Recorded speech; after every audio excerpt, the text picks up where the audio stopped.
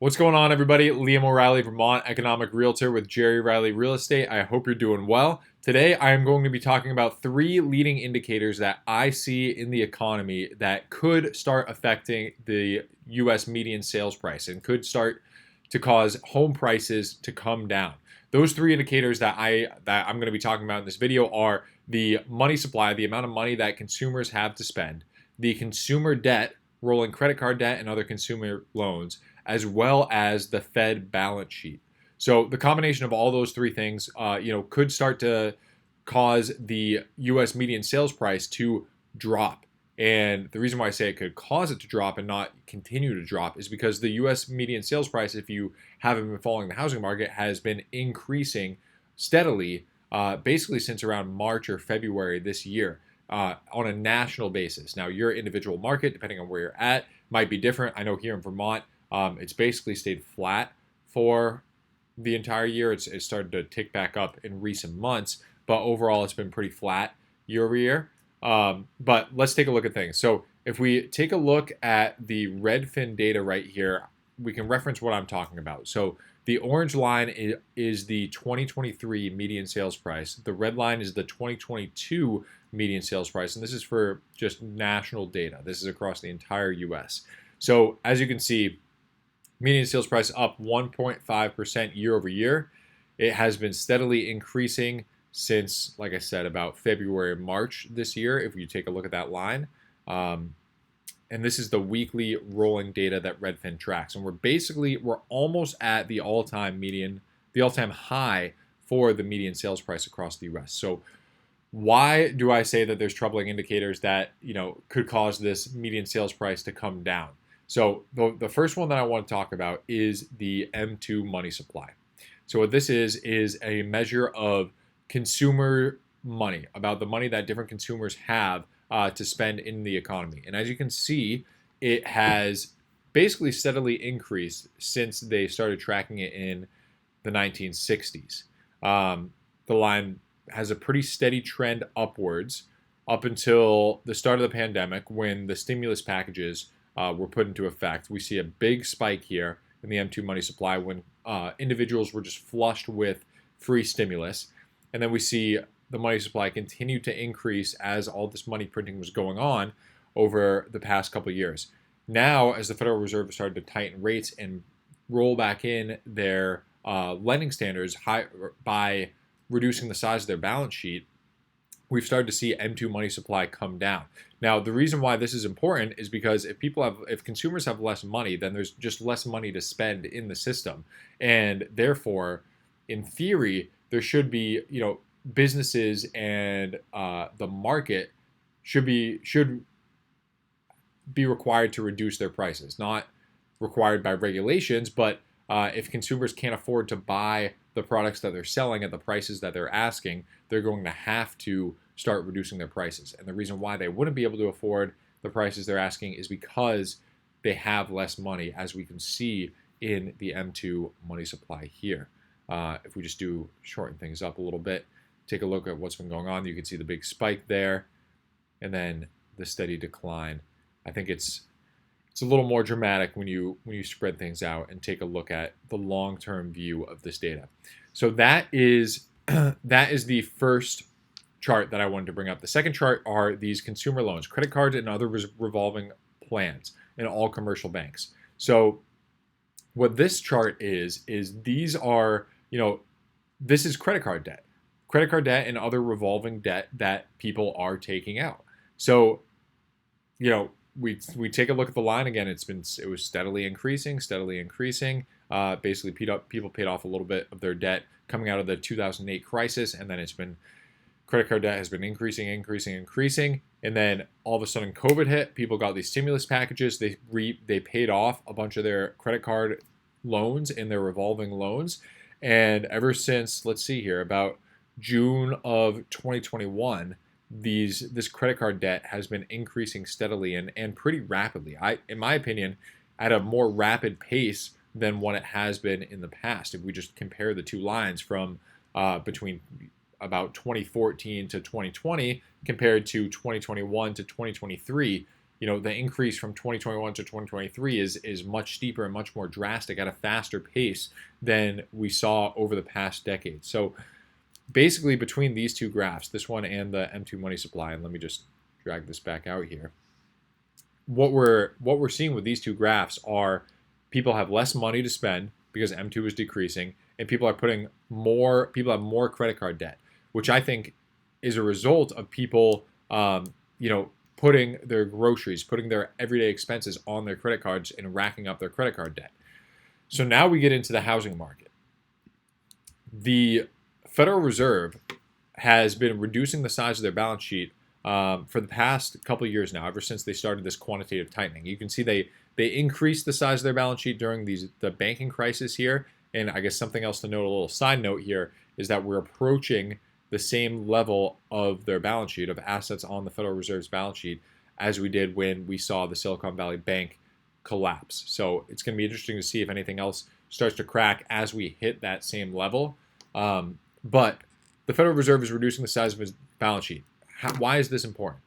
In addition to hiking interest rates, which increase interest rates across the economy and in the housing market, the Federal Reserve, especially over the pandemic, but really over the past 10 years or so, 12 years since the great financial crisis, has been stimulating the mortgage market by purchasing mortgage-backed securities. When they were buying these mortgage-backed securities, they weren't looking to make a great return because they're not a public company that's focused on profit. They were buying these mortgage-backed securities in order to be a buyer on the secondary market so that originators can keep the mortgage interest rates low. I guess that's a quick overview to explain it, but basically when they're buying mortgage-backed securities, it lowers the interest rates of mortgages because they're not focused on the return. And as people compete for these assets, if the Federal Reserve is willing to undercut everybody and get the worst return, right, get the lowest interest rate for the mortgage-backed security that they're buying, they can beat out the other investors competing for that product. So now the Federal Reserve has stopped doing that, which has increased mortgage rates, making the housing market more affordable or less affordable, as I'm sure you've seen in recent, in the news or in the housing market if you are out there shopping for a home. So what does this mean for people looking to purchase a home here in the future and people looking to sell a home? Now, I think, I guess one more factor that I didn't mention as we talk about the consumer loans spiking and really reaching all-time high levels. Something else that we haven't even talked about is student loan payments have been paused for about 3 years now, ever since the start of the pandemic. And now in, I believe, September or somewhere around then, as we approach Q3 and Q4 of 2023, student loan payments are going to start to kick back on.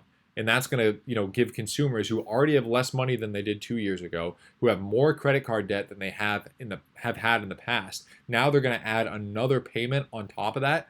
I mean, in my opinion, this is a pretty big snowball for the overall U.S. economy. So how does this affect the overall housing market? I think if you're a seller and you're somebody looking to sell your home, I think this is going to reduce the amount of buyers that are out there looking for your property. You're probably going to see less multiple offer situations, and in the future, I don't know. I don't know when all of this is going to come to a head, but people can't keep racking up credit card debt forever, and people can't keep reducing their money supply forever.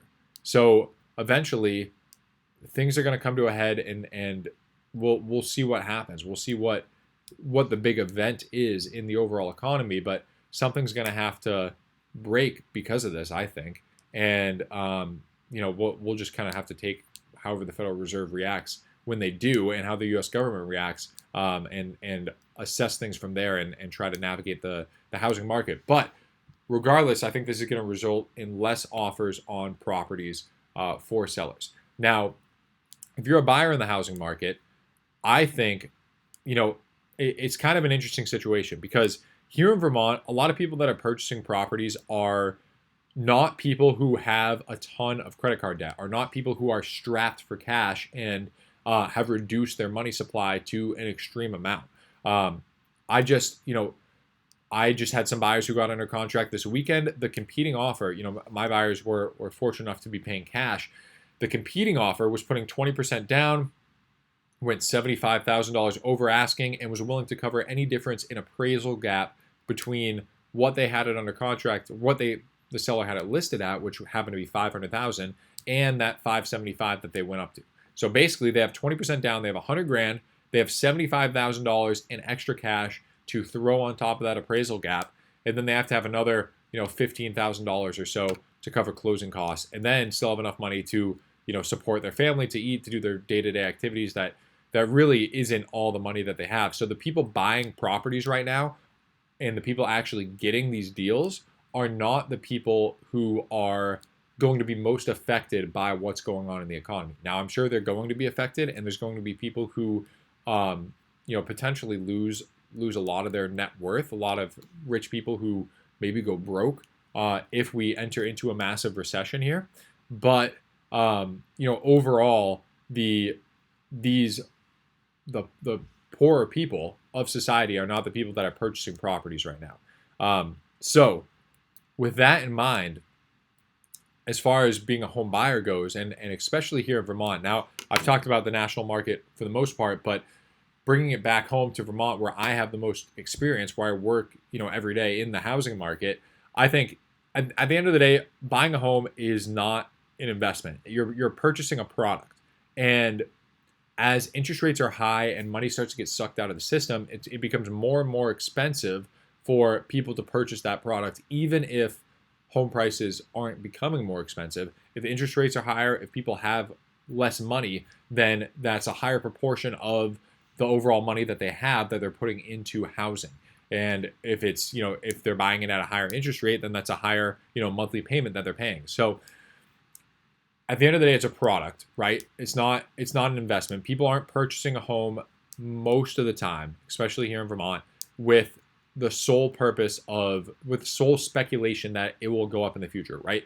They're purchasing the property because they want to use that property, because they want to live in it. They want it, for their family, whatever the property gives them, that is the reason why they're purchasing it. They're purchasing it for the lifestyle of the property, the location, the yard, the condition, whatever it may be. So when we take all those factors into consideration, I think the people who are well off, the people that are buying the property, home prices are only going to decrease to the amount that they want the product, right? If somebody is willing to sacrifice more of their lifestyle, or is in a better financial position to be able to afford these properties, and they want the property more than the next person, then they're going to be willing to pay that price, right? Nobody sets these home prices. So if somebody wants a home for, like in the example I gave, the home is listed for 500, somebody is willing to pay 575 for that property, and they have the means to do it. And the same thing goes in the opposite direction. If somebody's asking 500 and somebody only wants to pay, a buyer only wants to pay 475, and there's another buyer that wants to pay 465, the buyer who wants to pay 475 is going to get that property. So as we look at the decline, or the potential decline in home prices, and how far things can go, with how many buyers there are right now relative to the supply, it really is just going to come down to what are people willing to pay for the home, and how much money do they have on hand to pay for the lifestyle that they want, especially here in Vermont. I think, overall, I don't think we're going to see, to be frank, anything could happen. We could see a large decline. I just think back in 2008, when supply was really high and people had a tough time getting a mortgage, we saw home prices decline by about 5%. Now, with mortgages still being tough to get because interest rates are high, inventory is so low that I think a decline of more than 5% is pretty ambitious. So anyway, that's my opinion. That's what I'm seeing in the housing market. This is the data that I am looking at and taking into consideration as I speak with my clients and we look at homes. This is what I'm thinking about when I'm going out there and taking a look at homes and evaluating the price of different properties and helping my buyers navigate this transaction. So if you are in Vermont or in another state and are looking to buy or sell a home, please reach out to me directly. If you're in another state, I'd be happy to find a great realtor for you. If you're in Vermont, I would be happy to help you with your home sale or purchase. Leave a comment. Let me know what you guys think. Do you think I'm right? Do you think I'm wrong? What do you think about this economic data? What do you think about home prices being up year over year on a national basis? I love to know your thoughts. And other than that, I'll see you in the next video.